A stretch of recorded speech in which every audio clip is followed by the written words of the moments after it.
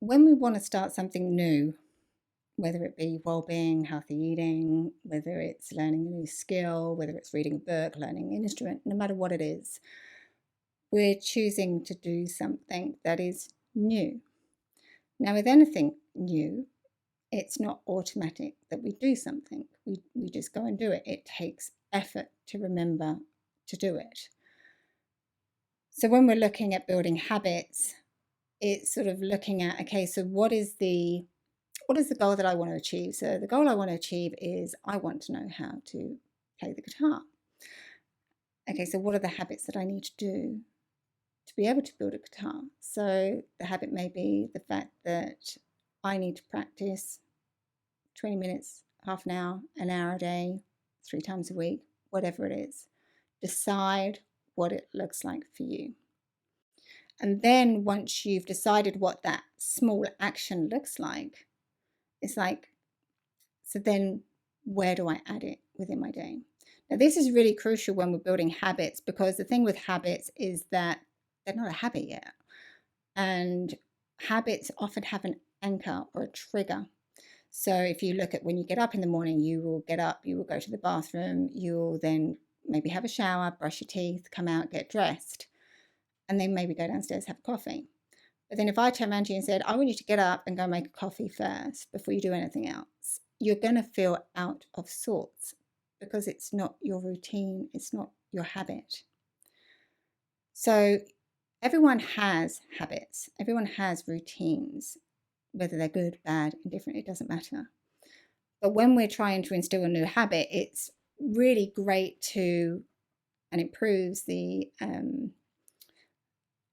success of the habit as well, is if we can anchor it onto an existing habit that we do without thinking.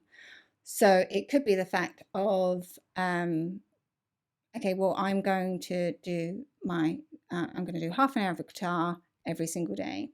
So I'm going to do that as soon as I finish dinner. So dinner you have every single day, and then you use your dinner as a habit to then play the guitar for half an hour every single day. And that time may work, it may not work for you, but then commit to it for a week and then assess the time you're doing it. And then you can then sort of, okay, so what do I continue, or do I need another anchor for it? So then you look for another anchor or another trigger for it that may work better for you.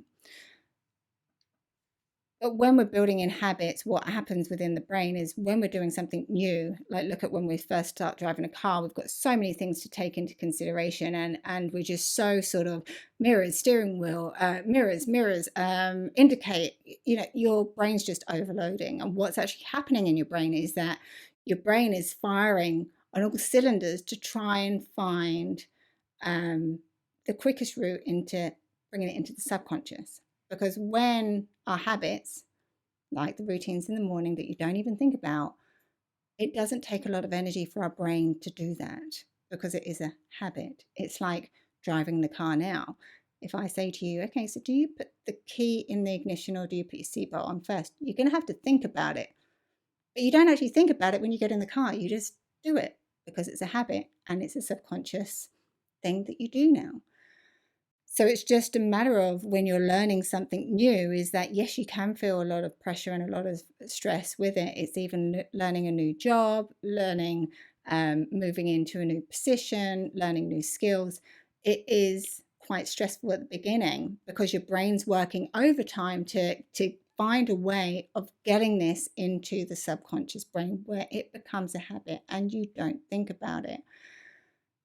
So the way you can help your brain and help the process is to find things the triggers, the anchors you already have within your day, and add to that. So then it becomes, oh, okay, so I've brushed my teeth. Okay, I'm now going to go downstairs and have a coffee, or I'm now going to go and do my journal writing. So it becomes a habit. So when you don't do it, it feels weird. So that's how you can start reducing stress with regards to building in new habits within your life, and what actually happens when you're doing something new.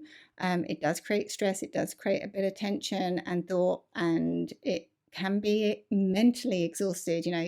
We can all resonate with the fact that when we're doing something new or trying to get our head around it, it's mentally exhausting.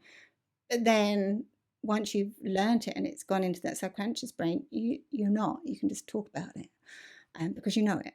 So it's the same thing with the habits. So look at where you can anchor them in, what that looks like, be intentional, and then see how you go. See how more quickly you can bring in the habits. And even habits and routines first thing of the day is the best thing you can do, um, because it allows your whole body to wake up. The first 20 minutes of you actually awake is known as the gateway to the subconscious. So if you're, and it actually has an impact on how you feel throughout the day. So if you're getting up reading the news and everything's doom and gloom, you're actually going to feel doom and gloom, and have that little bit of a negative lens on for the rest of the day. Whereas if you get up, listen to motivational uh, speeches, meditate, read books, do healthy, up, upbeat things that improve your life first thing in the morning is the best thing that you can do, that then sets your mood up for the rest of the day. If you've got any questions, as always, feel free to reach out. Until the next time, take care.